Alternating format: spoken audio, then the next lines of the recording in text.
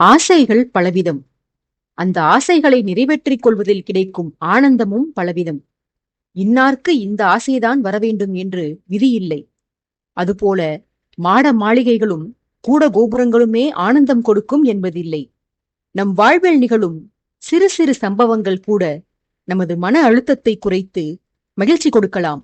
அப்படித்தான் வரதனை வம்பிழுக்க வேண்டும் என்ற அரவிந்தனின் ஆசை அற்பமானதாக இருந்தாலும் கொடியவனான அந்த முன்னவன் பட்ட வேதனைகளைக் கண்டு அரவிந்தன் மட்டும் இல்லாது வருணனுடன் சென்றிருந்த பரிவாரம் மொத்தமுமே ஆனந்தம் கொண்டது. வரதனை வாட்டியதில் அரவிந்தனுக்கு மட்டற்ற மகிழ்ச்சி. அதே சமயம் இலக்கை அடைந்துவிட்டால் வரதனின் உயிர் பறிக்கப்பட்டுவிடும். அதன் பின்பு இந்த கேளிக்கை விளையாட்டுகளுக்கு சந்தர்ப்பம் வாய்க்காதே என்று உள்ளூர வருந்தவும் செய்தான் அவன். குகனோ மாமன் பட்ட அவஸ்தைகளைக் கண்டு சந்தோஷப்படவெல்லாம் இல்லை. மாறாக தன் காதலியை கொன்ற அவனை தன் கையால் வதைப்பதற்கான நேரத்தை எதிர்நோக்கி காத்திருந்தான். பயணத்தை இன்பமாக கழித்து ஒரு வழியாக சந்திரபுரியின் எல்லையை சென்றடைந்தனர். ரகசிய பணிக்கு வந்திருந்ததால் தனது முகத்தை எல்லை காவலர்களுக்கு காட்ட வேண்டாம் என முடிவெடுத்து இத்தனை நேரமும் முன்வரிசையில் சென்று கொண்டிருந்த வருணன் எல்லையை அடைந்த பின்பாக பரிவாரத்தின் இறுதியில் சென்று காத்திருந்தான். அரசனின் எதிரிகளுக்கு தன் முகம் நிச்சயம் பரிச்சயமானதாகத்தான் இருக்கும். தான் வந்திருப்பதால் தேடுதல் வேட்டையை அரசர் துவங்கிவிட்டார் என எதிரிகள் கண்டறிந்து விடுவார்கள் என்று உணர்ந்துதான் இவ்விதம் இறுதி வரிசைக்கு சென்றிருந்தான் வருணன். ஆனால் எல்லையில் சோதனைகள் கெடுபிடியாக இருந்தன. மாறுவேடத்தில் இருந்த அரவிந்தனும் மற்ற வீரர்களும் ஆயுதங்கள் வைத்திருக்கவே சோதனை பலமாக நடைபெற்று வந்தது. படை வீரர்களோ காவலர்களோ அல்லாமல் சாமானியர்கள் வாழ்த்தாங்கி வந்திருக்க வேண்டிய அவசியம் என்னவென்று தீவிர விசாரணை நடந்தது. வரதனையும் உடன் வைத்துக் கொண்டு எல்லை காவலர்களிலும் எதிரிகள் கலந்துள்ளார்களா என்று அறிந்து கொள்ளாமல் தங்களுடைய வரவை பற்றி தெரிவிக்க முடியாதென்றுதான் இதுகாரும் கூட்டத்தின் பின்னால் ஒளிந்து கொண்டு அமைதியாயிருந்தான் வருணன். ஆனால் வந்தவர்களிடம் ஆயுதங்களைக் கண்டவுடன் எல்லை காவலர்களுக்கு பதற்றம் உண்டானது.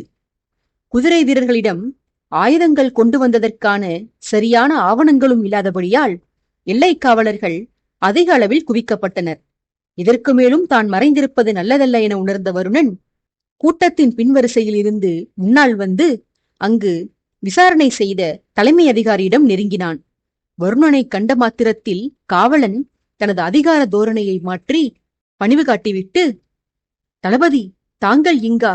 இந்த கூட்டத்திலா? தங்களை இங்கு நான் எதிர்பார்க்கவே இல்லையே தளபதி. இவர்கள் ஆயுதம் தாங்கி வந்திருக்கிறார்கள். சரியான ஆவணங்களும் இவர்களிடம் இல்லை. ஆதலால் எவரையும் உள்ளே செல்ல அனுமதிக்க முடியாது என்று பணிவுடனும் அதே சமயம் துணிவுடனும் எடுத்து கூறினான்.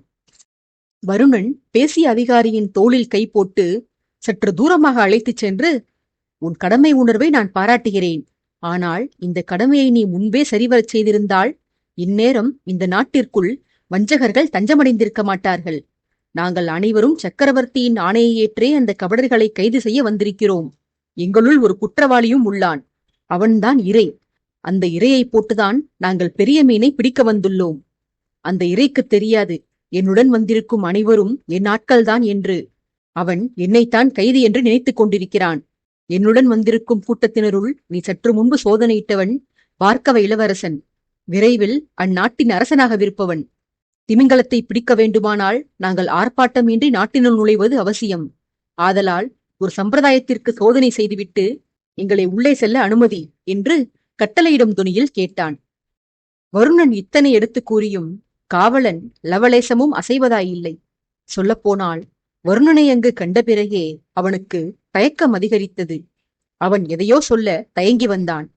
காவலனுக்கு தன் மீது மரியாதையும் அதே சமயத்தில் சந்தேகமும் இருப்பதை உணர்ந்த வருணன், என்னடா உன் பிரச்சனை?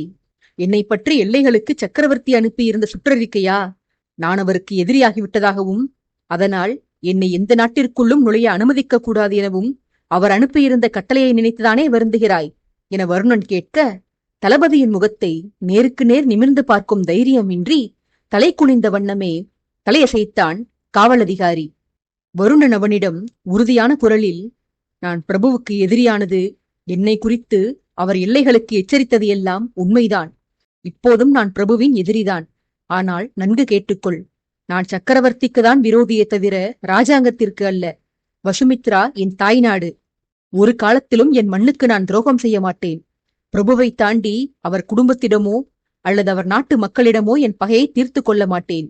இது என் தாய் மீது ஆணை. இந்த ரகசிய சோதனையில் சக்கரவர்த்தியும் இடம்பெற்றுள்ளார் என வருணன் சொல்லிக் கொண்டு போக, அரசர் இங்கு வந்துள்ளாரா? நாம் தான் அவரை அடையாளம் கண்டு கொள்ளவில்லையா என பதற்றமாகி வருணனுடன் வந்திருந்த கூட்டத்தை கண்களால் ஆராய்ந்தான் அந்த வீரன். வருணன் அவனை அழைத்து, இல்லையப்பா, அரசர் இப்போது இங்கு இல்லை. அவர் பின்னால் வந்து கொண்டிருக்கிறார். இன்னும் சில நாளிகைகளில் பிரபு இங்கு வந்து விடுவார்.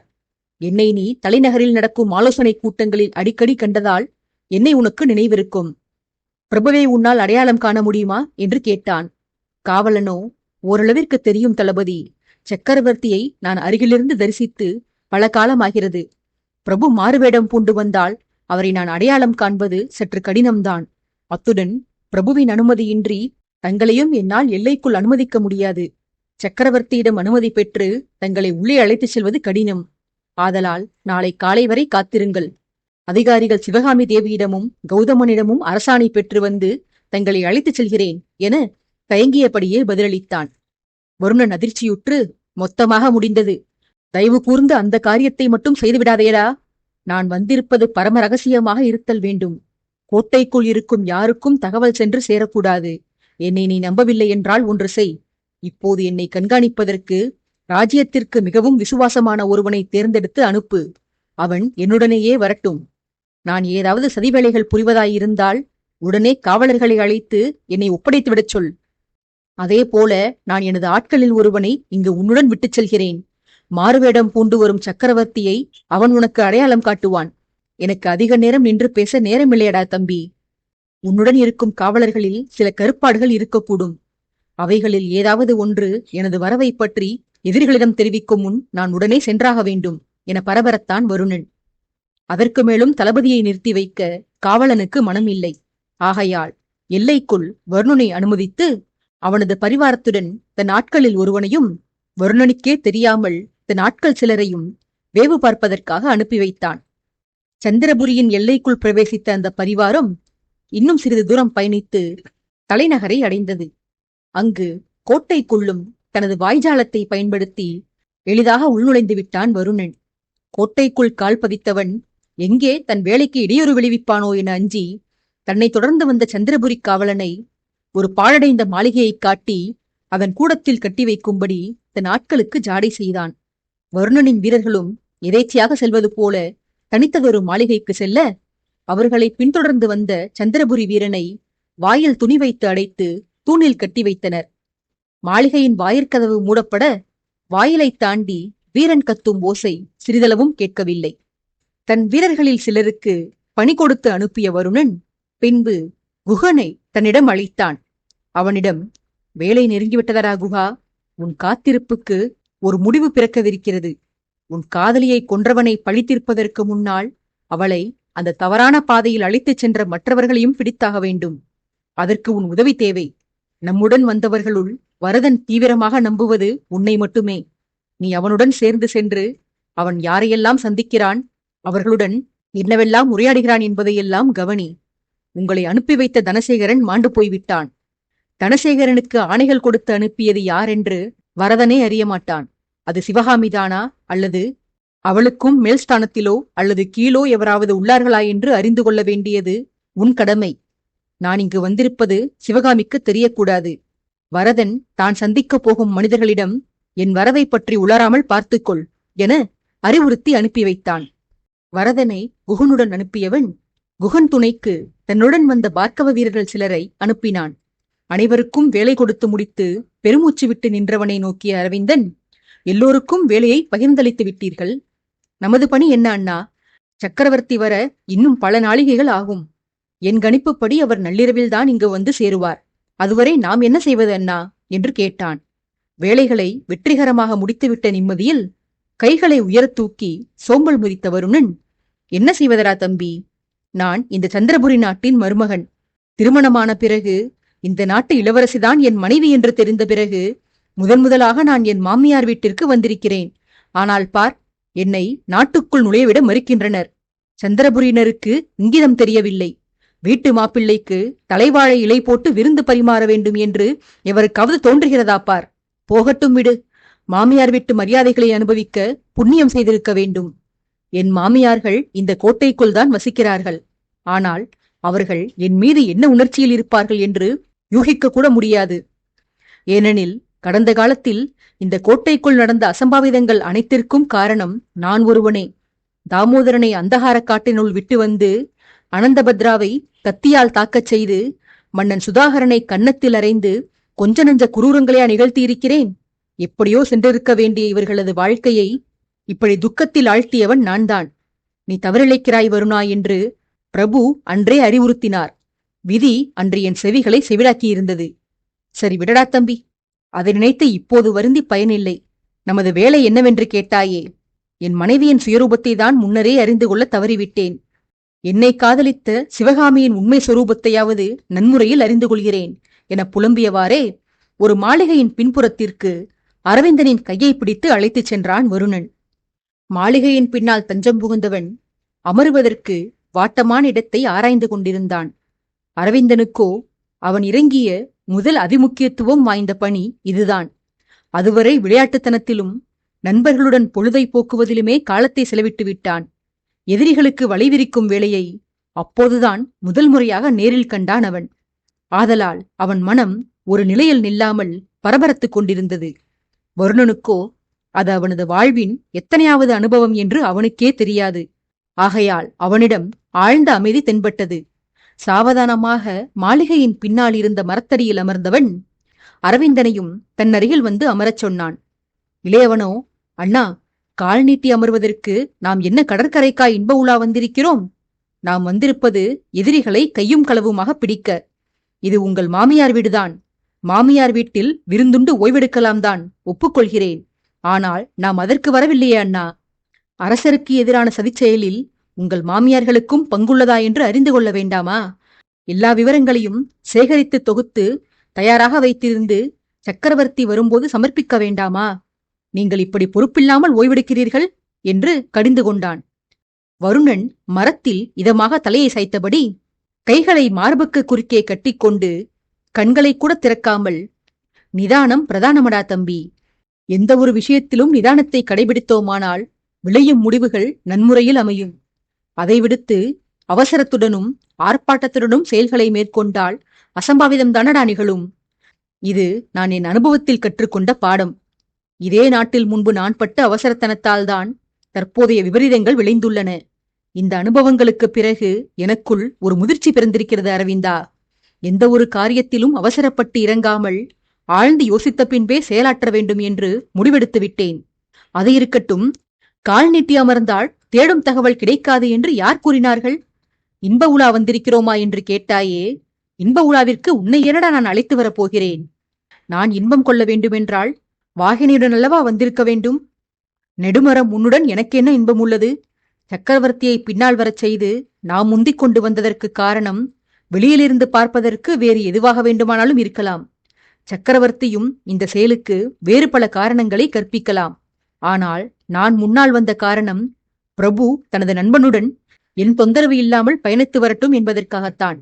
வரதனை அனுப்பி வைத்த அந்த எதிரியை கண்டுபிடிப்பதற்கும் பிரபுவிடம் உதவி வேண்டி ஓலை அனுப்பியவரை அறிந்து கொள்வதற்கும் பிரபுவே நேரில் வர வேண்டும் என்று அவசியமில்லை.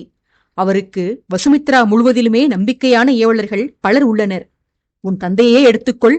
அவரிடம் இந்த பணியை ஒப்படைத்து சந்திரபுரி சென்று அந்த எதிரிகள் யாரென்று அறிந்து கொண்டு வாருங்கள் என்று பிரபு கட்டளையிட்டிருந்தால் மகன் இருந்த துக்கத்தையும் மறந்து அரசரின் கட்டளையை சிறமேற்கொண்டு உன் தந்தையே கிளம்பி வந்து தேடுதல் வேட்டையில் இறங்கியிருப்பார்.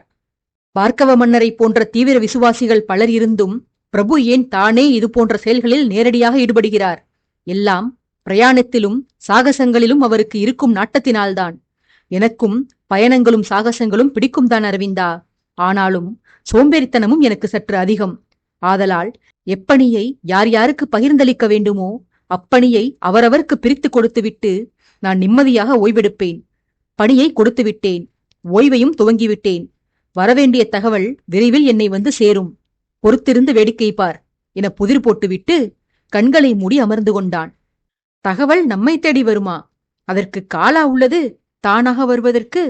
பிரபுவை வேவு பார்க்கச் சொன்னால் யார் உதவியுமின்றி நீங்களே நேரில் சென்று கண்ணிமைக்காமல் கண்காணிப்பீர்கள்.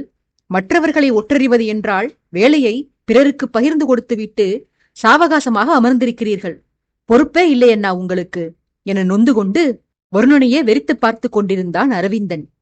வருணனோ அந்த குற்றச்சாட்டுகளுக்கும் தனக்கும் சம்பந்தமே இல்லை என்பது போல உதட்டில் மந்தகாச புன்னகையுடன் இமைத்திரவாமல் அமர்ந்திருந்தான். வேறு வழியின்றி பெருமூச்சு விட்டு ஆற்றாமையை வெளிப்படுத்தி அரவிந்தனும் மூத்தவனின் பக்கத்தில் வந்து அமர்ந்து கொண்டான்.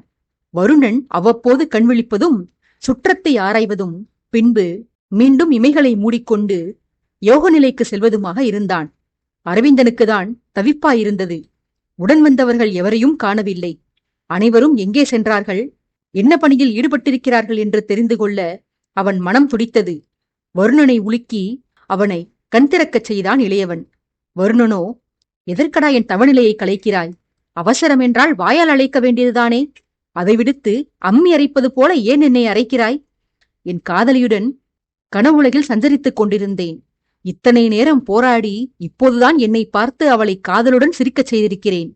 என்னை நோக்கி அவள் புன்னகை செய்ய நான் எவ்வளவு பிரயத்தனப்பட்டேன் தெரியுமா அரவிந்தா? நகைச்சுவைகள் சொன்னேன், கூச்சமூட்டினேன், குட்டிக்கரணம் கூட போட்டேன். இத்தனையும் செய்த பின்புதான் வாகினி என்னை பார்த்து முறுவலித்தாள். நீயானால் என்னை உலுக்கி என் கனவையெல்லாம் கலையச் செய்து விட்டாய்.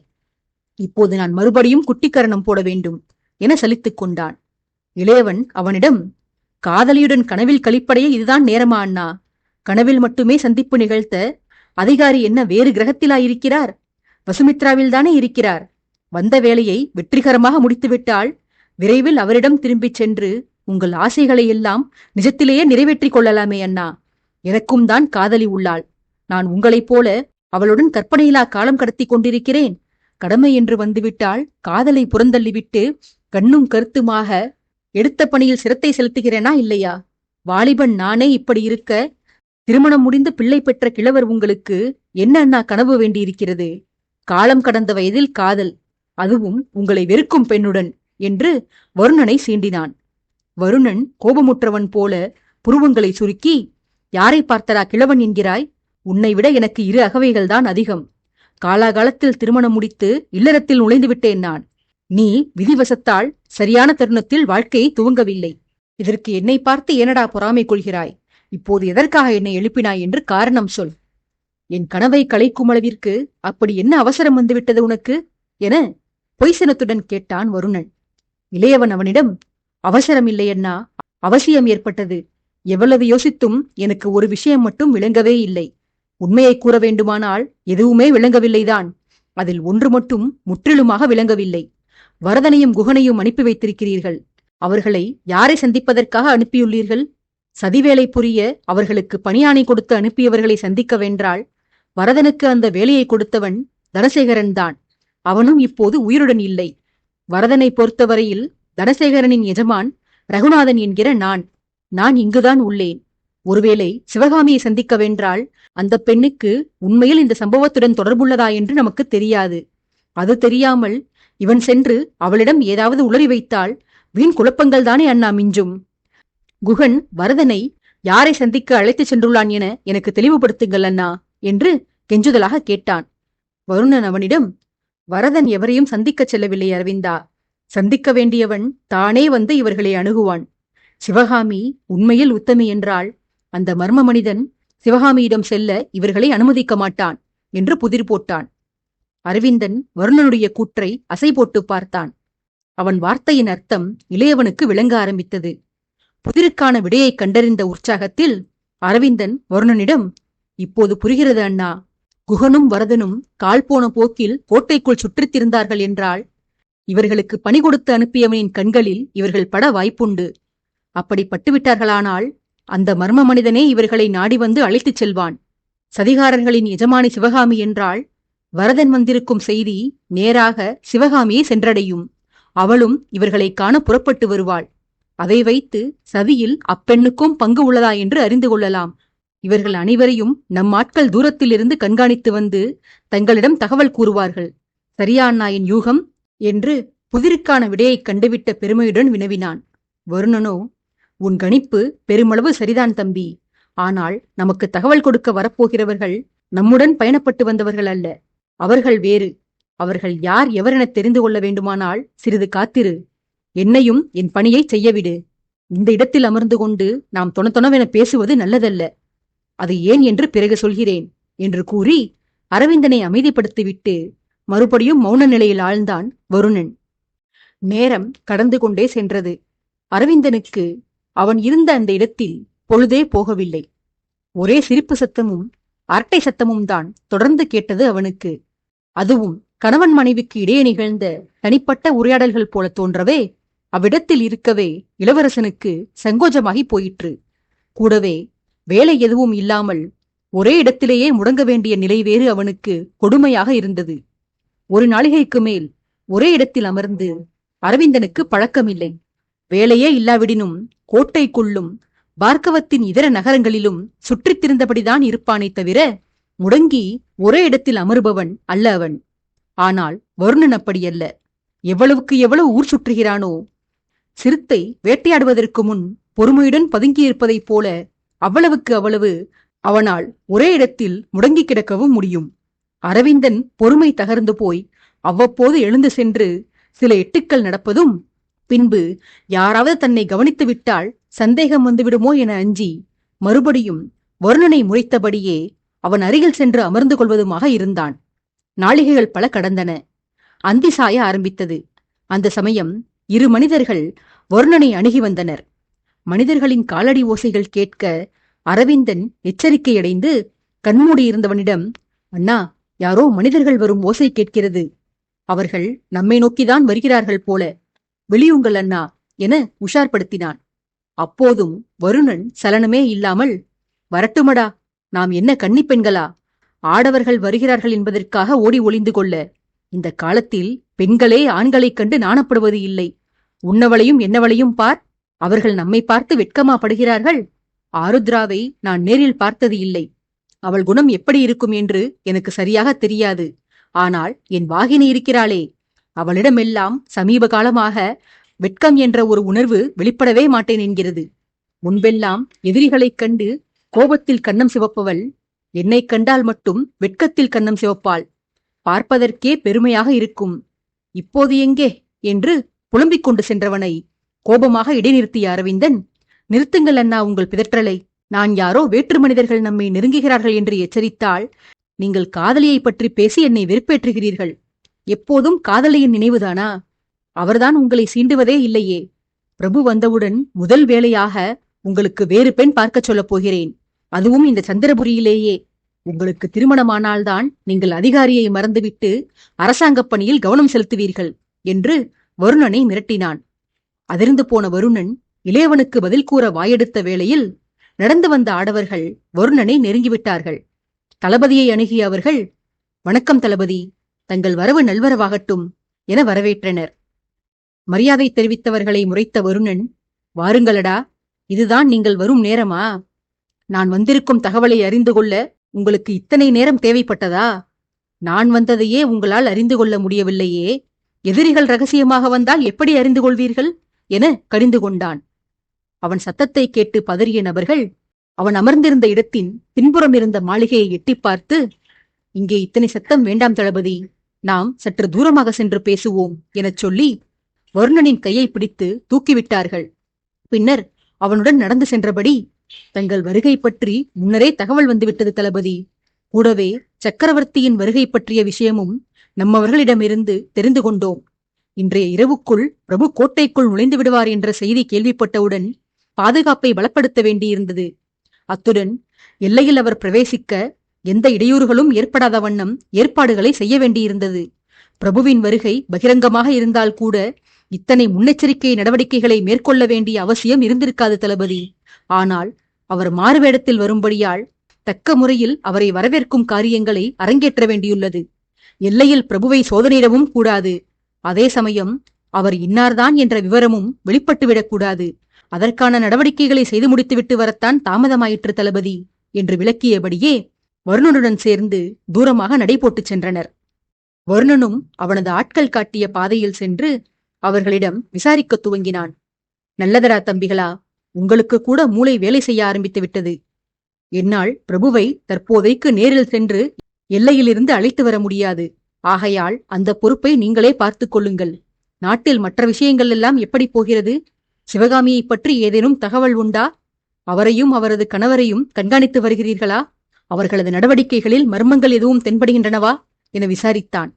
வருணன் இவ்வாறு தன்னவர்களை விசாரிக்க அரவிந்தன் ஆர்வம் தாழாமல், இவர்களிடம் விசாரணை செய்வது பிறகிருக்கட்டும் அண்ணா. முதலில் என்னுடைய ஐயத்தை தீர்த்து வையுங்கள். நீங்கள் எதிர்பார்த்திருந்த நபர்கள் இவர்கள்தானா? உங்களை இவர்கள் தேடி வந்திருப்பதையும் நீங்கள் இவர்களிடம் கேள்விகள் கேட்பதையும் பார்த்தால் அந்நபர்கள் இவர்கள்தான் என்று தெளிவாக தெரிகிறது. எனில் இவர்கள் யார்? எப்போது இவர்களை இங்கே அனுப்பி வைத்தீர்கள்? சந்திரபுரியில் சதிவேலை நடப்பது உங்களுக்கு முன்பே தெரிந்திருந்ததா அண்ணா? என்றெல்லாம் இடைவெளி விடாமல் கேள்விகளை தொடுத்தான். இளையவனின் ஆர்வத்தைக் கண்டு புன்னகைத்த வருணன், நீ கூறியபடி நான் எதிர்பார்த்திருந்த ஆட்கள் இவர்கள்தான். நம்முடன் வந்த என் மெய்க்காவல் படை வீரர்களை வழியில் சந்தித்துதான் நான் வந்திருக்கும் தகவல் பற்றி அறிந்து கொண்டு இவர்கள் என்னை தேடி வந்திருக்கிறார்கள். இவர்களை நான் சமீபத்தில் இங்கு அனுப்பவில்லையடா. இவர்களை இங்கு விட்டுச் சென்று பல வருடங்கள் ஆகின்றன என வருணன் விளக்க அரவிந்தன் ஆச்சரியப்பட்டான். அவனது வியப்பிற்கான காரணத்தை புரிந்து கொண்ட வருணன், ஆமாமடா தம்பி, முன்பொரு முறை சந்திரபுரியன் மன்னன் சுதாகரனின் சதியை முறியடிப்பதற்காக பிரபுவுடன் சேர்ந்து நான் உட்பட பலரும் இங்கு வந்திருந்தோம் அல்லவா? எங்களுடன் வந்தவர்களில் பகிரங்கமாக வந்த வீரர்களும் அடக்கம். அவர்கள் அல்லாது இன்னும் பலரை நாட்டின் பல எல்லைகளில் பல்வேறு வேடங்களில் இந்நாட்டிற்குள் ஊடுருவச் செய்திருந்தேன். பல தொழில்களை புரிபவர்கள் போல அவர்கள் வேடமிட்டுக் கொண்டு கோட்டைக்குள்ளும் நாட்டின் இதர பகுதிகளிலும் அவர்கள் சுற்றித் திரிந்து வந்தனர். பின்னர் சுதாகரன் பிடிபட்ட பின்பாக இந்நாட்டு பிரஜைகளை தூண்டிவிட்டு இந்நாட்டு இராணுவத்தினருடன் பொதுமக்களை மோதச் செய்தோம். அந்த பிரஜைகளுடன் இரண்டரக் கலந்து இந்த வீரர்களும் அரசனின் ஆட்களுடன் சண்டையிட்டார்கள். சண்டை முடிந்து நாடு மொத்தமாக நம் பிரபுவின் கட்டுப்பாட்டில் வந்த பிறகு மாறுவேடத்தில் இருந்த அனைவரையும் நான் எங்களுடன் தலைநகருக்கு கிளம்பச் சொன்னேன். ஆனால் பிரபுவோ நாட்டை கண்காணிக்க மாறுவேடம் பூண்டவர்களில் சிலர் இங்கேயே அதே பணிகளிலேயே தொடரட்டும் என்று ஆணையிட்டார். அவ்வீரர்கள் தங்கள் அடையாளங்களை நிரந்தரமாக மாற்றிக்கொண்டு இரகசிய பணிக்காக அவர்கள் மேற்கொண்டு வந்த தொழில்களை நிரந்தரமாக்கிக் கொண்டு இந்நாட்டிலேயே தங்கிவிட்டார்கள். சிலர் கோட்டைக்குள் அதிகாரிகளாகவும் காவலர்களாகவும், சிலர் கோட்டைக்கு வெளியே பல்வேறு இடங்களிலும் விரவி மக்களோடு மக்களாக கலந்து மனைவி பிள்ளைகளுடன் வாழ்க்கை நடத்தி வருகிறார்கள். அப்படி சுய அடையாளங்களை மறைத்துக் கொண்டு இங்கு வாழ்ந்து வருபவர்களில் நமக்கு தகவல் கொடுக்க வந்துள்ள இந்த வீரர்களும் அடக்கம். இந்நாட்டு நடப்புகளை இவர்கள் அவ்வப்போது தலைநகருக்கு தகவல்களாக அனுப்புவர். இப்போது இவர்கள் திரட்டி வந்திருக்கும் செய்திகள் குறித்துதான் நான் கேட்டுக்கொண்டிருக்கிறேன். விளக்கம் போதுமா என விளக்கி முடித்துவிட்டு அரவிந்தனிடம் கேட்டான் வருணன். ஐயம் நீங்கியதற்கான தெளிவை அரவிந்தனின் வதனத்தில் கண்ட வருணன் தனது கேள்விக்கு பதில் கூறும்படியாக தன் வீரர்களை ஏறிட்டான். அவர்களும் பதிலை கொடுத்தனர். சிவகாமி தேவியின் நடவடிக்கைகளில் எந்த மாறுதல்களும் இல்லை தளபதி. சந்தேகத்திற்கு இடமான வகையில் அவரிடம் எந்த அம்சமும் தோன்றவில்லை. அதிகாரி கௌதமனும் அப்படியே. இருவரும் தத்தமது அலுவல்களை திறம்பட மேற்கொண்டு வருகிறார்கள். மக்களிடம் அவர்களுக்கு நல்ல பெயர் உள்ளது.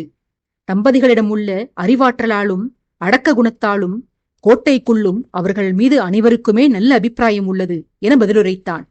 இவற்றையெல்லாம் முன்பே யூகித்தவன் போல வருணன் தன் தாடியை வருடியபடியே நிதானத்துடன் கேட்டு வந்தான். வீரன் தகவலை கூறி முடித்த பின்பாக ஓரிரு வினாடிகள் மௌனத்தில் ஆழ்ந்து வீரனின் கருத்தை அசை போட்டு வந்தவன் பின்னர் சிந்தனையிலிருந்து விடுபட்டு வந்தவர்களை பார்த்து, சரி, சக்கரவர்த்தியை வரவேற்பதற்கான பணிகளை மேற்கொண்டு விட்டு தாமதமாக வந்ததாக சொன்னீர்கள். பணியை மட்டும் செய்தால் போதுமா?